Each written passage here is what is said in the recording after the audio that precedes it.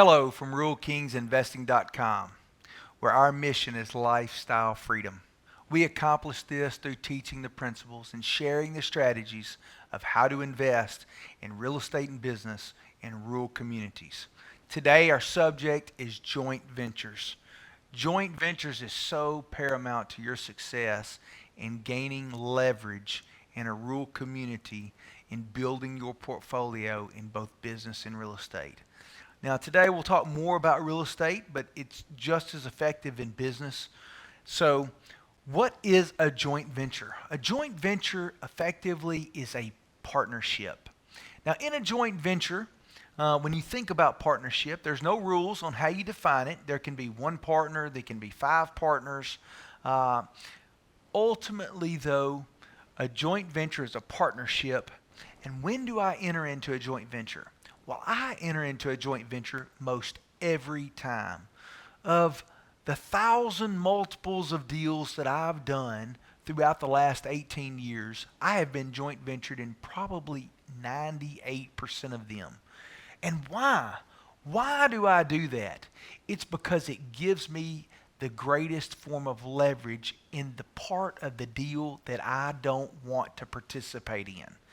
Now listen, there are those out there who are solos. They like being in control of doing the whole deal themselves. They relish in the fact that say, well, I handled every part of this deal. I found the deal. I evaluated the deal. I'm doing the accounting on the deal. I painted it myself. I showed up at the closing. I stuck the sign out in the yard and put it up for sale.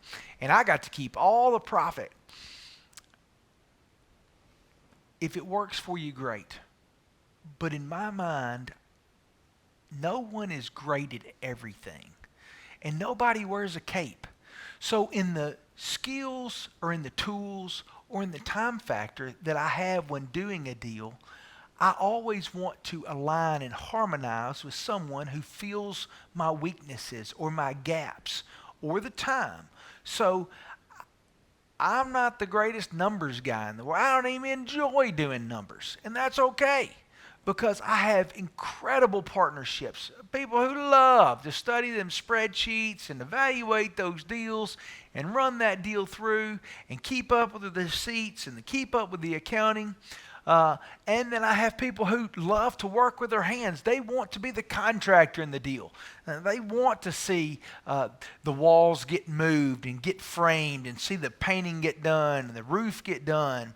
So in that case, I partner with the contractor in the deal. Or sometimes it's just about my time, and I need somebody who has the contacts or that has a good enough communication ability to work with my contacts in order to get the deal accomplished, so that I don't give up the lion's share of my time in a given week or day or month to get this deal accomplished. Ultimately, we're looking for the best net result. What is the net result? I always look at that relative to my time that I have invested in a project and the net result overall.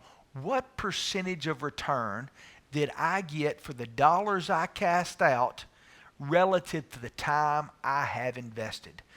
It is so important that we understand that wealth loves speed. Money loves speed. The faster that I can generate a net result for a deal that I'm doing, it gives me the greatest sense of strength as I continue to invest both in business and in real estate.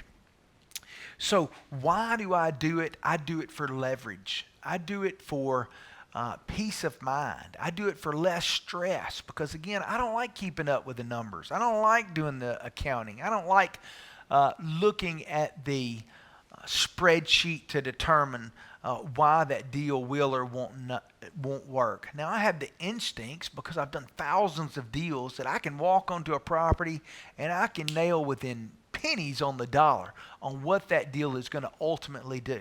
I will not recommend that you do that. That takes a lot of time, a lot of deals and experience, having done deals over and over before you can do that thing. But even when I can do that off the hip or off the cuff, I still run it through my number monkeys. I mean, the guys that love to do the numbers. I mean, they just relish in doing those spreadsheets. So that leads to what I believe is probably the most important part of the joint venture, and that is the who. Who do I do the joint venture with? Okay, we know why I do it, right? They have the skill or the tool or the time to get it accomplished. When do I do it? I do it most of the time, but in your case, generally you're just looking for the opportunity to assign a portion of the deal, which hopefully we're talking about net profit. I mean, that is our ultimate goal, the net profit that we're hoping to accomplish, but sharing that value and bring in that resource to partner with someone for the net result. But then there's the who. So they not only need to have the ability to do the deal with you, they need to have the character to do the deal with you. You need to be assessing all the time and have your antennas up. As you're in your communities and you're eating, you need to be observing who does good business or who is dependable, who is trustworthy, who exemplifies the character of somebody that you want to be in business with. You know, I have people that I know that are contractors. They're incredible contractors. They have great skill sets, but frankly, I don't trust them. And I don't mean that to be mean, but look, our money is on our name. We've signed a document at a bank or we're participating in a contract, and your integrity is paramount within a deal. And so you want to know that you're in business with somebody that you can depend on and who that you can trust. And then, again, maybe they're great at what they do, but if they don't show up to do the job and they're not dependable, well then it's for naught. You've entered into a partner. You won't talk about something that's miserable. It's being in a partnership where you're carrying all the weight or someone is not doing the deal as you've agreed. And again, you can adjust or negotiate your joint venture according to the partnership itself. So if you're giving most of the resources, the money and the contacts, and you found the deal, then maybe you're not doing a 50-50 split. Maybe you're doing a 70-30, or maybe you're doing a 90-10, or maybe you're doing a 50-50 again. Just depending on the deal itself is how you'll structure that joint venture. But ultimately, we want to know that the who is the paramount piece. So when you're in your community, again, antennas up. What do I mean by antennas? So like I'm in this room right now, and there's not a TV on, but there's TV waves flowing through this room. How do I know that? Because I've got a TV in the back I can go cut on, and when I turn the power on, the receiving, it's going to receive those satellite waves, and there's going to be a picture appear within that screen. When you have your antennas up, when you're out in your community, be aware. Be aware of who's around you. Be paying attention to who does good business within your community. Whether it be, whatever the skill, I would start with a skill set that you don't have readily at your disposal. Again, mine was numbers. I feel like that I'm good enough to ultimately break down a deal by the numbers and in a spreadsheet. I mean, I don't doubt my ability to learn a skill or to do a skill. I don't enjoy it. I don't enjoy doing that. And since I don't enjoy doing it, I want to partner with somebody who loves doing that, who loves doing those numbers. So what we want to be focusing on is the who within the joint venture. So be aware, have your antennas up, look for those that you can partner with to get more deals done, because as you become more consistent and you strengthen your ability to define partnerships for the ultimate goal of everyone winning, there are no self-made millionaires. I mean, look, $1 million isn't what it used to be. Maybe there are people who have made $1 million on their own. I would challenge that. There's somebody within their sphere of influence who has made a move or made a communication or been a part of that person becoming a millionaire.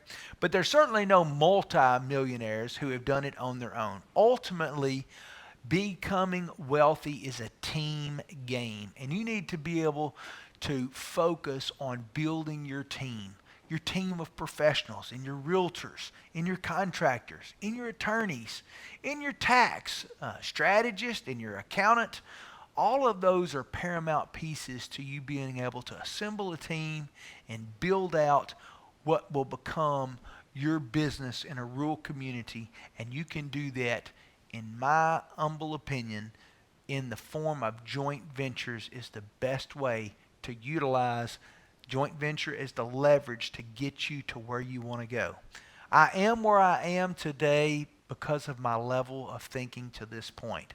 So if I want to raise my level of thinking, I've got to be around those who are always looking to be on the grow. If you're ripe, you're right. If you're green, you grow. Be in the business of gaining relationships within your community with other skill sets that are not your favorite piece, or those who have tools. Maybe they have resources. Maybe you don't have the resource. Maybe you don't have the money. Well, then go meet and spend time with and develop relationships with those within your community who have money. Believe it or not, money is the easy part. It seems like a mountain when you get started, but truthfully, it's one of the easiest parts of doing business, both in rural communities and in metropolitan areas. But today, what I want to tell you about is the value of the joint venture. I hope that this has been of interest to you. I hope this has encouraged you. It's given you an eyes wide open approach to how you can be successful in business and in real estate in a rural community. And we look forward to having you fellowship with us again. Like, share, and subscribe to our channel. We encourage you to fellowship with us again as we post more videos. We thank you for your time today. May God bless you. Again, my name is Joshua Lynn Arnold with RuralKingsInvesting.com.